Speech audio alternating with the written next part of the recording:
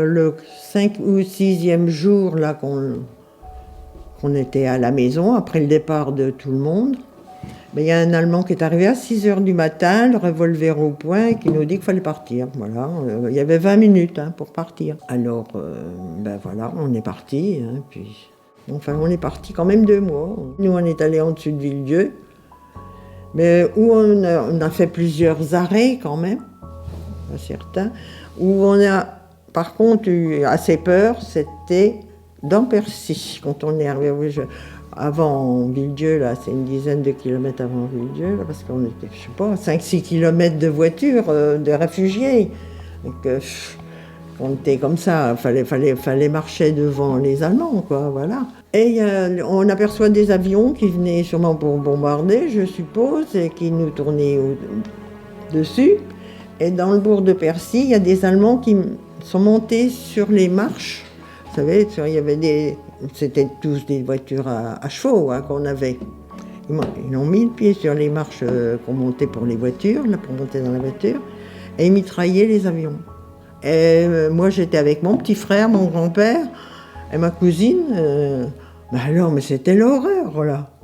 L'Allemand à côté qui mitraillait les avions et nous dans la voiture sur 5-6, je sais pas, toute la côte du haut de Percy jusqu'à ce qu'on ne voit plus, là, c'était comme ça.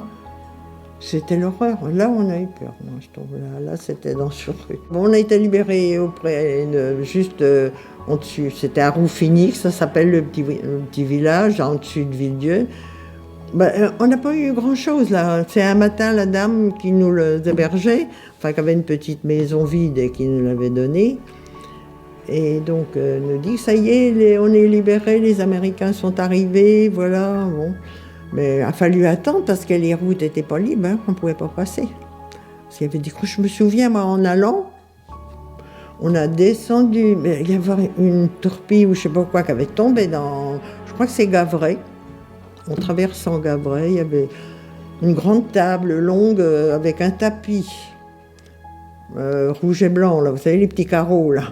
Je le vois encore, ça pendait, il y avait que la table qui tenait par un pied, toute la maison était ouverte. Il y avait un grand trou, il a fallu retenir les voitures et les chevaux pour passer dans le trou, il a fallu tout le monde descendre, voilà. Mais bon, et on n'a pas été blessés. On a tout retrouvé à peu près, à part les choses qui avaient été volées, mais c'est pas par les Allemands, c'est par les... Voilà, parce qu'on revoyait les choses après dans les communes d'à côté.